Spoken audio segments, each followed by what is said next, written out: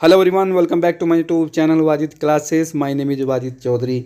सो guys, आज इस video में आपको सिखाने वाला हूँ बाज़ार में बोले जाने वाले शब्दों की इंग्लिश। जी हाँ, बाज़ार में जब आप मार्केट जाते हैं तो आप किस किस तरह के वर्ड्स मार्केट में बोल सकते हैं और आपको बोलने चाहिए। कुछ इस तरह के वर्ड्स आज मैं आपको इस वीडियो में सिखाने वाला हूँ।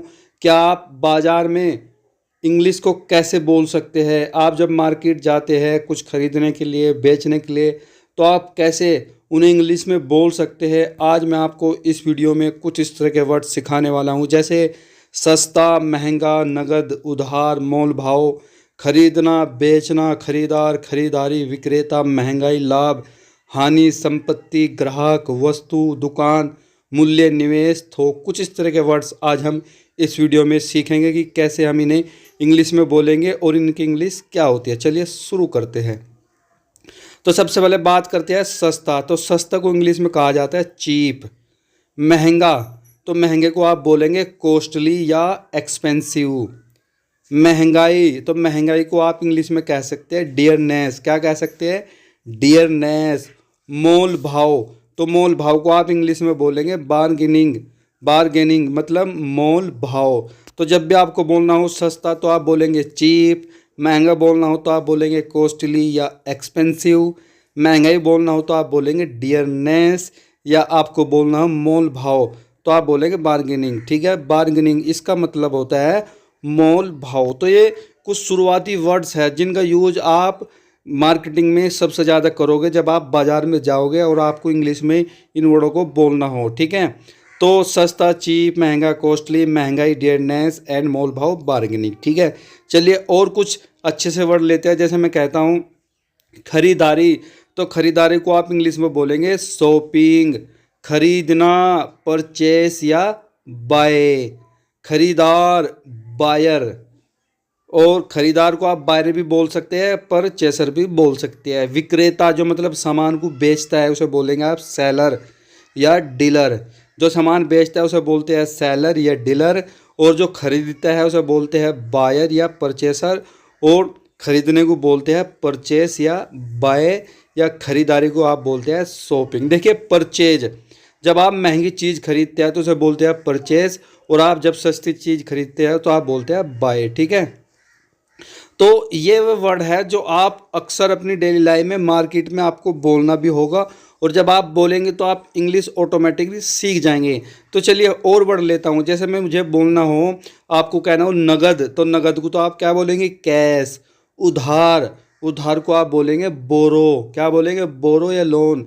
लाभ, लाभ को क्या बोलेंगे आप? बेनिफिट या प्रॉफिट। हानि, नुकसान, इसे बोलेंगे आप लॉस।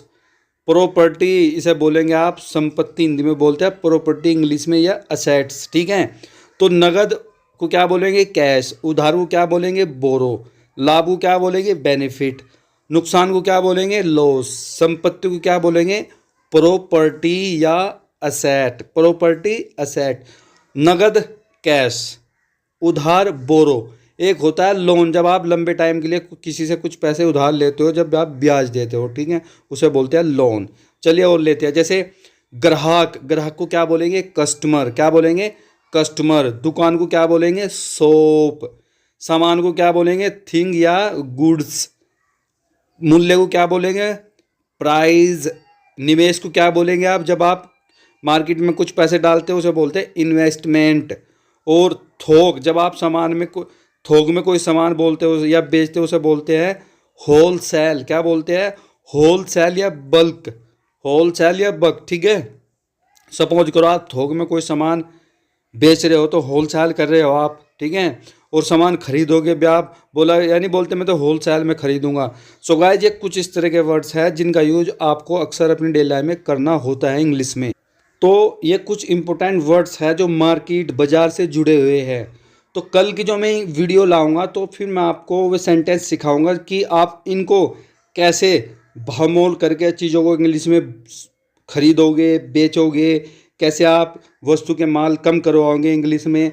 तो कुछ इस तरह के जितने भी वर्ड्स, जितने भी सेंटेंस हो गए, कल की वीडियो में आपको वे भी सिखाऊंगा। तो आज कुछ इंपॉर्टेंट वर्ड्स मैंने आपको बताए कि आप इन्हें इंग्लिश में बोलना सीखें, इन्हें इंग्लिश में प्रैक्टिस करें। ये मार्केट से, बाज़ार से जुड़े हुए वर्ड है क्योंकि जब आप छोटी छोटी चीज़ें सीखोगे तो इसके बाद ही जाके आप बड़ी चीज़ों को सीखते हो। तो हमें बूंद बूंद से घड़ा भरना है, ठीक है। तो जब आप छोटे छोटे वोकैबलरी आपके पास होगी, वर्ड मीनिंग आपके पास होगी, तो फिर आप बड़े बड़े पैराग्राफ, बड़े बड़े सेंटेंसेस, बड़े बड़े वर्ड्स बड़े आसान तरीके से सीख सकते हैं। चलिए, पसंद आई हो वीडियो को तो क्या करना है, लाइक करना है, शेयर करना है, और चैनल पे पहली बार आए हो अगर सब्सक्राइब नहीं करा तो सब्सक्राइब करना बिल्कुल भी ना भूले। तो चलिए, शुक्रिया, थैंक यू सो मच।